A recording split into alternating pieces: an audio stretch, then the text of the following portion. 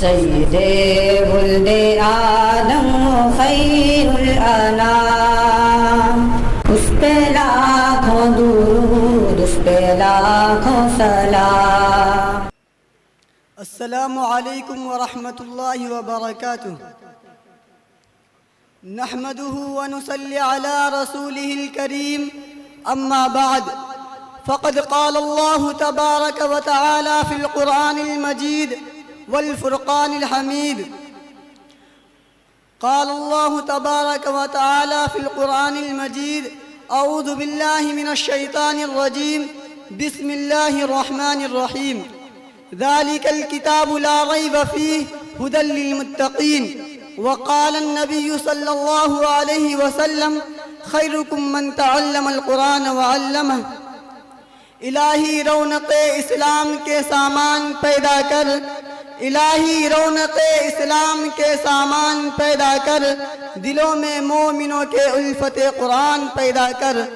صدر محترم، اسٹیج پر رونق افروز بزرگان دین اور حاضرین جلسہ، آج کی اس محفل میں اور آج کے اس مبارک اجلاس میں میرا موضوع سخن دنیا کی سب سے پاکیزہ اور مقدس کتاب قرآن پاک ہے۔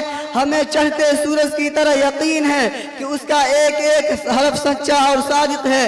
وہ قرآن پاک جس کی زبان مقدس، بیان مقدس اور جو فصاحت و بلاغت کا ٹھاٹھے مارتا سمندر ہے، جس کے متعلق ارشاد ربانی ہے۔ قرآن وہ کتاب ہے جس کے صادق اور برحق ہونے میں کوئی شک و شبہ نہیں، اور جس کے بارے میں محسن انسانیت حضور پاک صلی اللہ علیہ وسلم نے یہی ارشاد فرمایا کہ تم میں سب سے بہتر وہ شخص ہے جو قرآن کو سیکھے اور سکھائے۔ دعا کیجئے خداوند قدوس ہم سب کو قرآن پاک کی دولت سے مالا مال فرمائے، آمین۔ نوجوان دوستو، قرآن پاک رب ذوالجلال کی طرف سے عطا کردہ وہ حسین تحفہ ہے کہ جس نے 23 برس کی قلیل مدت میں پورے عالم میں وہ انقلاب برپا کر دیا کہ بڑے سے بڑے فصحا، بلغا، ادبا اور شعرا حیران و ششدر رہ گئے، جس کی آیتوں کو سن کر پتھر دل موم ہو گئے۔ دوستو، یہی وہ قرآن ہے جو رہتی دنیا تک کے انسانوں کے لیے سراپا ہدایت و رحمت ہے۔ یہی وہ قرآن ہے جس نے رسول کی رسالت کو اعزاز بخشا۔ یہی وہ قرآن ہے جس نے پس مردہ قلوب کو تازگی بخشی۔ ہاں، یہ وہی قرآن ہے جس کی برکت سے جنات و شیاطین کا آسمانوں پہ جانا بند ہوا۔ یہی وہ قرآن ہے جس کی برکت سے عزت و رفعت کے شامیانے گر گئے۔ یہی وہ قرآن ہے جس کی بدولت محبوب حقیقی کی رضا نصیب ہوتی ہے۔ یہی وہ قرآن ہے جو سچائی اور امانت داری کا درس دیتا ہے۔ یہی وہ قرآن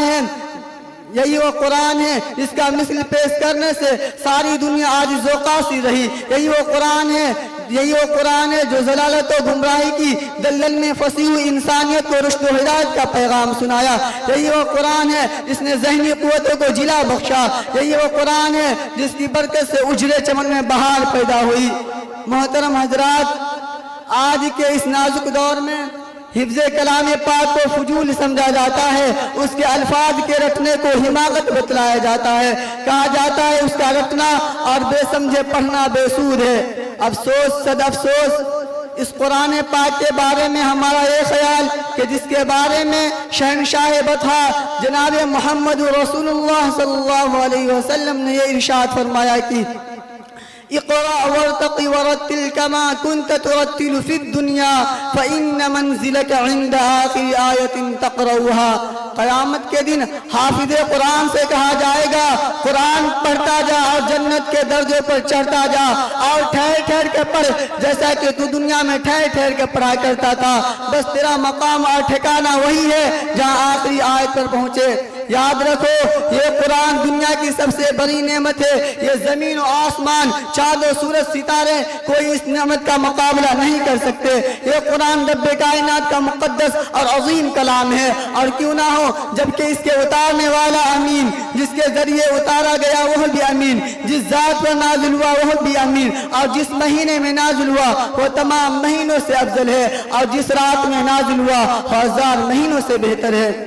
اللہ کا یہ مقدس اور پاکیزہ کلام تمام کلاموں سے افضل اور برتر ہے۔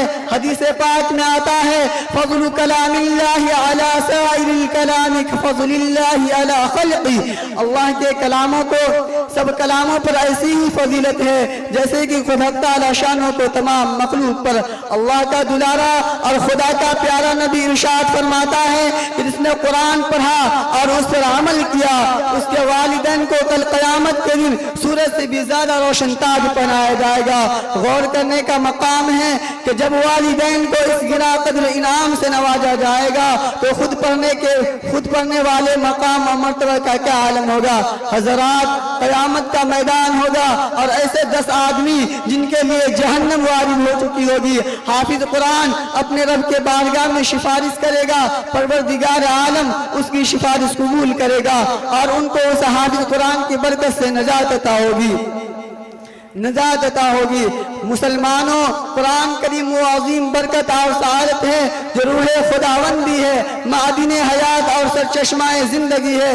وہ عرب قوم جو پشتہ پشت سے مردہ چلی آ رہی تھی، دنیا جس کو دلیل اور حقیر جانتی تھی، کوئی ان کو اونٹ کے مینگنیوں میں کھیلنے والا سمجھتا تھا، کوئی ان کو جولائے عرب کا خطاب دیتا، کوئی ان کو جاہلین مکہ کہتا، لیکن جب قرآن آیا تو جن کا نام جولائے عرب تھا صحابہ کرام ہو گیا۔ وہ مردہ قوم جو کروٹ نہیں لے سکتی تھی، طاقت و قوت سے ایسی لیس ہو گئی کہ جس نے قیصر و کسریٰ کا غرور خاک میں ملا دیا، بڑی بڑی سلطنتوں اور حکومتوں کا تختہ الٹ دیا۔ دوستو، قرآن آیا تو زمان و مکان میں زندگی آئی، قرآن آیا تو عدل و مساوات کا پیغام آیا، قرآن آیا تو مذہب اسلام پھیلا، قرآن آیا تو مردہ قوم زندہ ہوئی، قرآن آیا تو ضلالت و گمراہی کی وادیوں میں بھٹکتے ہوئے انسانوں کا درد و غم ملا۔ دوستو، قرآن آیا تو سب کچھ ملا، مگر افسوس صد افسوس ہم نے قرآن کے دامن مقدس کو ترک کر دیا، ہم نے اس کی پاکیزہ تعلیمات کو بھلا دیا۔ نتیجہ یہ ہوا کہ وہ مسلم قوم اس کے سر پر عزت و رفعت کا تاج تھا، ذلت و رسوائی کی غار میں جا گری۔ وہ قوم کامیابی جس کے آگے بڑھ کر استقبال کرتی تھی، ناکامی اس کا مقدر بن گئی۔ مسلمانوں، سمجھو اور ہوشیار ہو جاؤ، غفلت کا پردہ چاک کرو، قرآن پاک سے وابستہ ہو جاؤ، ورنہ یاد رکھو تاریخ ہمیں کبھی معاف نہیں کرے گی۔